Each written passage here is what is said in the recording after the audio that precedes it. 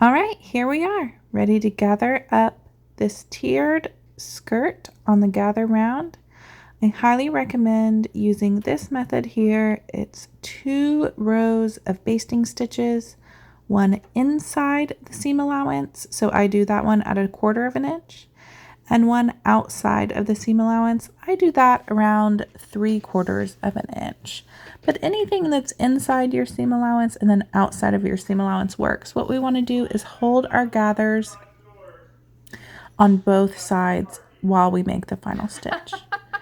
I have my center front and center back marked from the pattern piece on the top tier. And so what I'm going to do is I'm going to align, I'm doing the second tier here on an adult gather round. Align my back seam to this back center notch. And then the front markings I'm going to attach to the front center, and then my quarter points I'm going to attach to the side seams of the first tier. So all we're doing is matching quarter points here. When I did my basting stitches, I just did one from side to side, so around the entire front, and then I did one long stitch around the back. You can break this up even more if you want to do quarter points. So you could go from side seam to center back to side seam. Whatever you're most comfortable with. When I do the third tier on the adult dress, I do break it up into quarter points because it's just too long of a seam to gather otherwise. I still just do halfway marks on the second tier. But if you would like shorter amounts to gather, go for it, quarter points. Okay, once my quarter points are all pinned together, I'm just going to start pulling my bobbin threads on my gathering stitches. I always recommend pulling your bobbin threads versus your top threads. They just pull a lot smoother and easier. And as you can see, I'm not worried about getting my gathers even here at all. I'm just going to pull until it's about the right length that it needs to be. And I'm going to do that on all my little areas that I have pinned between. So between the side seam, center back, another side seam, center front, and again the opposite side on the front. Okay, once you have your gathered tier about the right length, now we're going to go back and make sure it's exactly the length that we want. And then we're going to tie off our bobbin threads at all of our little sectioning points. So I only have 2 sectioning points. I have them at the side seams. So I'm going to tie them off. That way, when I'm moving my gathers around to kind of perfect my gathers are nice and even all the way around, I don't have to worry about keeping my gathered piece the same length. Because a lot of times when you move gathers around, you'll lose length. Your gathered piece will become longer and longer as you move it around. So we don't want that. I want to be able to move my gathers around freely without worrying about gathering it to the correct length because I already gathered it to the correct length. So tie them off. I usually tie a few knots here just to make sure that it's not going to come undone while I'm moving those gathers around. You do want to double check and make sure that it is the perfect length before you tie them off. But I think tying them off makes it a lot easier to get perfect gathers, especially right around where you tie off. Otherwise, when you move your gathers towards kind of those open thread areas, you often tend to just lose your gathers. So highly recommend taking the time to tie your bobbin threads together. So again, I'm just making sure it's the correct length on both sides before I tie it off. Just taking the 2 bobbin threads and tying them together. It's a really quick, easy trick that makes gathering a lot easier.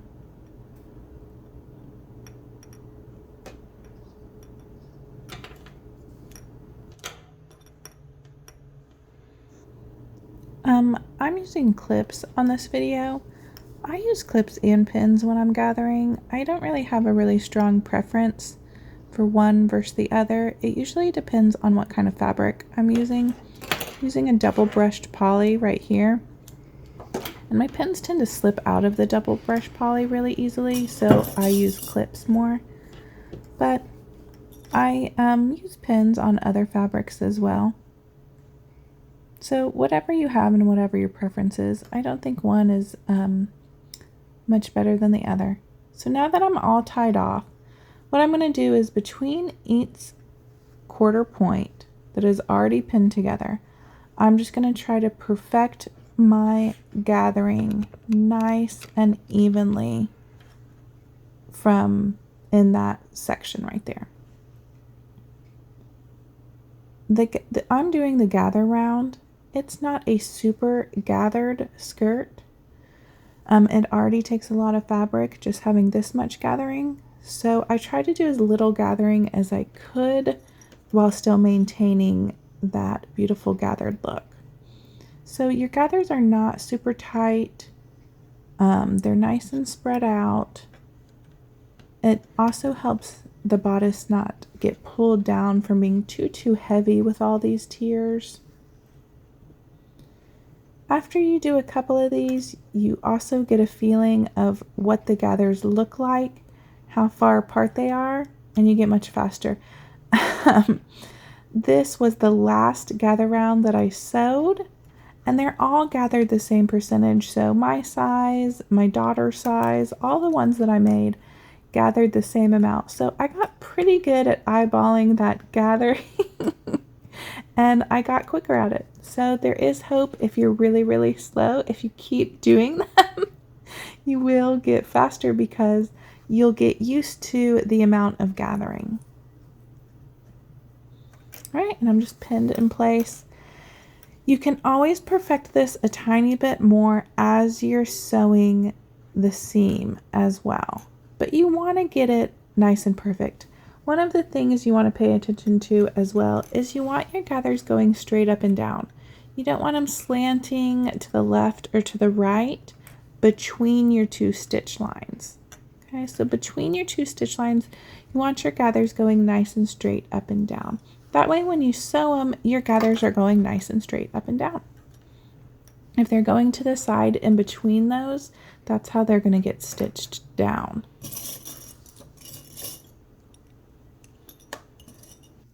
I'm going to speed up the video just a little bit because it'll be really boring to watch me just move these gathers around over and over and over. One thing you can do though that is very helpful for people that have a problem with their gathers kind of poofing. I see that a lot. My gathering makes me feel like it's super poofy at the waist. One thing you can do is after you've perfected your gathering, before you pin it, well, if you're using pins, you can go ahead and do it with the pins on. But if you're using clips like me, you can move your gathers around about perfect, about nice and even all throughout, and then give it a quick press. And pressing before you stitch will help those gathers lay nice and smoothly and not poof out from the seam. If you're a beginner, I highly recommend basting right here before you take it to the serger. I'm taking mine straight to the serger, but I highly recommend basting just inside your seam allowance between your two basting marks. What this does is when you use a serger, you are cutting off your inside seam allowance. So it is much harder to keep it nice and gathered while you're pushing it through the serger than if you just baste it. If you're basting it first, those two gathering stitches are going to hold the entire. With the serger, you are cutting it off as you're sewing it. So you have to be very careful not to lose your gathers with that inside thread getting trimmed. You have to be really careful not to pull your gathered fabric at all because it will come ungathered. So I highly, highly recommend not doing what I'm doing here and taking it straight to the serger, unless you are a gathering expert, which if you're watching this video, you probably most likely are not, unless you just enjoy watching me sew, and then you know what, go for it. If you are a beginner or you're struggling with your gathering, I still based a lot of my gathering stitches. I'm not here on this tiered dress, but a lot of times I will still baste it on, check to make sure it's perfect, and then do my final stitch.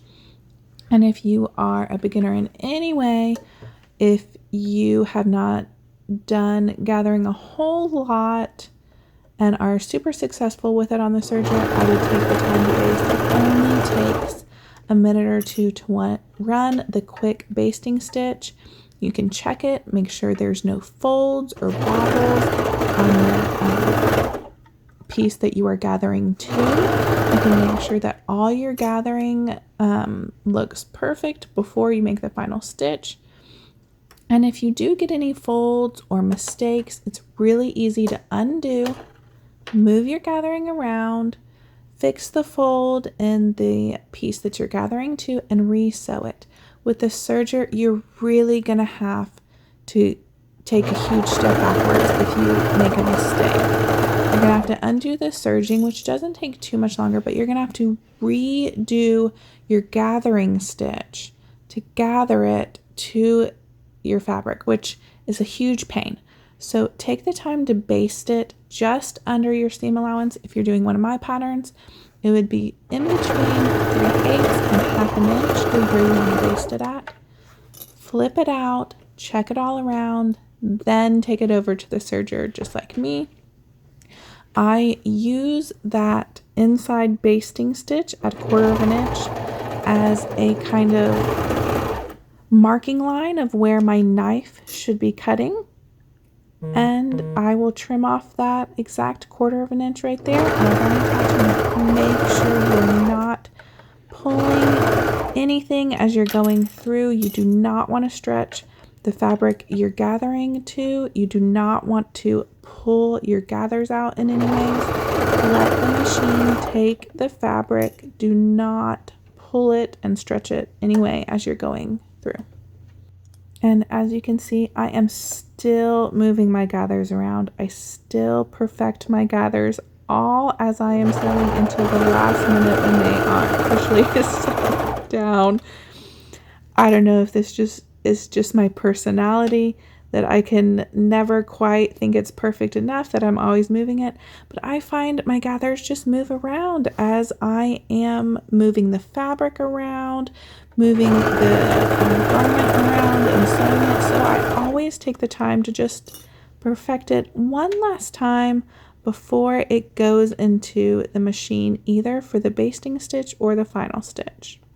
If you baste it on, you're not going to be able to move it around when you're serging, but you can move it around before you baste it. So here we are at the final end, and we're finally got that tier sewed on. What we're going to do now is take it and give it a really nice, good press before we do anything else. I recommend leaving your last basting stitch and taking it to the iron. The highest heat your fabric can take is what you want to use. If it can take steam, steam it. What this press is going to do is it's going to help make your gathers look distinct. So if you feel like you lose your gathers, this will help. It'll also make it not be poofy on that gathering point.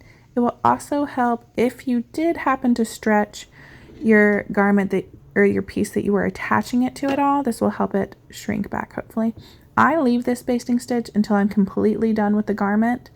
Then at the very end, when I am all completely sewn up, I remove the basting stitch and give it one last press from head to toe. I hope this helps, and good luck on your gathering, y'all.